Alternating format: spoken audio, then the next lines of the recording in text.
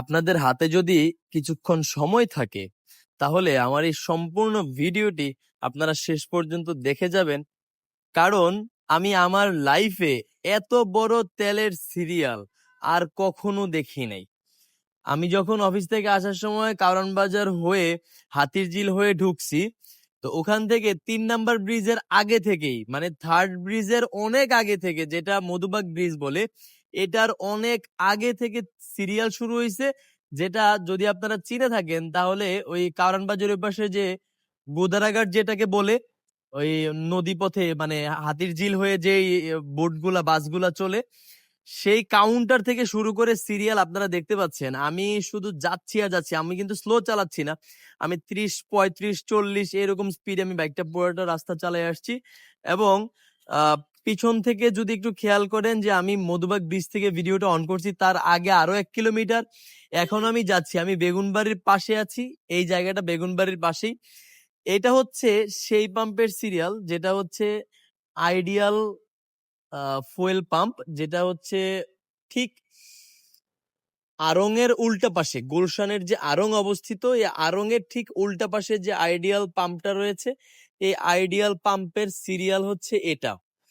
Bike এখানে নাই, bike হচ্ছে আবার অন্যদিকে সিরিয়াল দিছে, অন্য গলি দিয়ে ঢুকাই দিছে। আর হাতিরঝিল হয়ে, যেটা আপনারা জানেন যে এটা এখানে যাওয়ার রাস্তা হচ্ছে হাতিরঝিল হয়ে যাইতে হবে আপনাকে, নতুবা মহাখালী হয়ে আসতে হবে। আরেকটা রাস্তা আছে বেগুনবাড়ির ভিতর দিয়ে। তো বেগুনবাড়ির ভিতর দিয়ে হচ্ছে হুন্ডার সিরিয়ালটা, আর এই প্রাইভেট কারের সিরিয়াল হচ্ছে হাতিরঝিল হয়ে।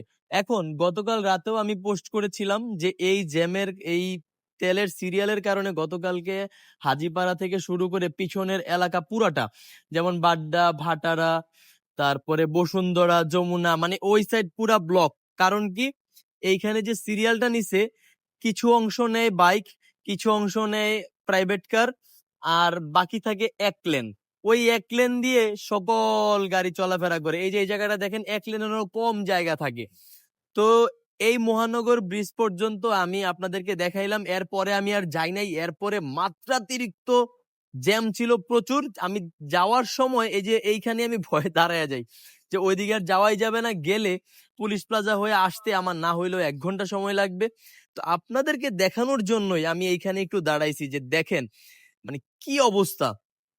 আর আমি জানি না এভাবে আর কতদিন চলবে, তবে এইভাবে যদি আর মোটামুটি 10 থেকে 12 দিন ঢাকা সিটিটা রান করে, তাহলে অনেক কিছুই আমার মনে হয় বিকল হয়ে যাবে।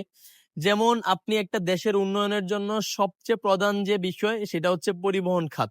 এখন পরিবহন খাত কিন্তু থমকে আছে। আপনি দেখেন হাতিরঝিলে কোনো গাড়ি নাই, কিন্তু অন্য সময় গাড়ি কিন্তু অনেক বেশি থাকে।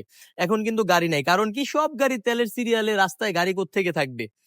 তো যাই হোক, আমি জানি না এই ভিডিও কে কে দেখেছেন, তবে সবাই যদি দেখে থাকেন, তেল খুব সাবধানে খরচ করবেন। অহেতুক কেউ গাড়ি বা বাইকের তেল নষ্ট করবেন না। ভালো থাকবেন। আসসালামু আলাইকুম।